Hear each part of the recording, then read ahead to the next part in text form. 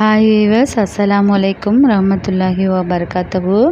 Welcome to my channel. நம்மளுடைய சேனலில் பாரம்பரியமான செய்யக்கூடிய ரெசிபி தான் பார்க்க போகிறோம். வாங்க, இந்த ரெசிபியோட நேம் சுரக்காய் திக்கட்டி. இதுக்கு கொஞ்சமாக சுரக்காய் எடுத்திருக்கேன்.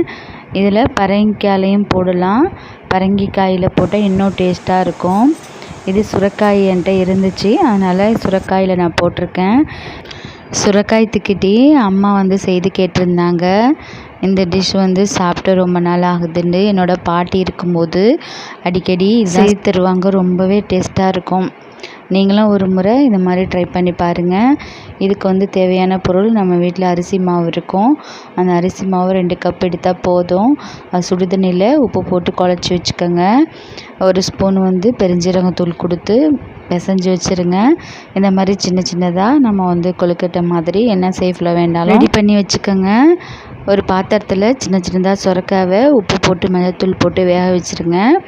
அதுக்கப்புறம் நம்ம செய்து வச்சுருக்கிற இந்த கொழுக்கட்டையை ஒன்றோட ஒன்று ஒட்டாமல் அதில் போட்டு சுரக்காயிலே போட்டு வேக ஸ்லோவாக ஒரு மரக்கரண்டியை வச்சு ஒன்றோட ஒன்று ஒட்டாமல் கிண்டி விட்டுட்டே இருங்க. அது ஸ்லோவாக பாயில் ஆகிடும். நெக்ஸ்ட்டு அதுக்கு என்னென்ன பொருட்கள் சேர்க்கணுன்னா, நாட்டு சர்க்கரை, வெல்லம், எது வேணாலும் நம்ம யூஸ் பண்ணிக்கலாம். நான் அதுலேயே நாட்டு சர்க்கரையை போட்டு கொதிக்க விட்டுருங்க. லாஸ்ட்டாக கொஞ்சம் மாவு எடுத்து வச்சுருக்கேன். அந்த மாவு கரைச்சி அதிலே ஊற்றி விட்டுருங்க. கொஞ்சம் திக்னஸ் டைட்டாக கிடைக்கும். நெக்ஸ்ட்டு தேங்காய் துருவல் ஒரு அரை மூடி கொடுத்துருக்கேன். தேங்காய் பூ சேர்த்து லாஸ்ட்டாக ஒரு பாத்திரத்தில் கடுகு, காஞ்ச மிளகாயை லைட்டாக கொஞ்சமாக தாளித்து அதிலே மிக்ஸ் பண்ணி விட்டுருங்க. அது கொஞ்சம் காரமாக இருக்கும். இந்த ஸ்வீட்டு காரம்லாம் சேர்ந்து சாப்பிட்றதுக்கு இந்த திக்கட்டி ரொம்பவே நல்லா டேஸ்ட்டாக இருக்கும்.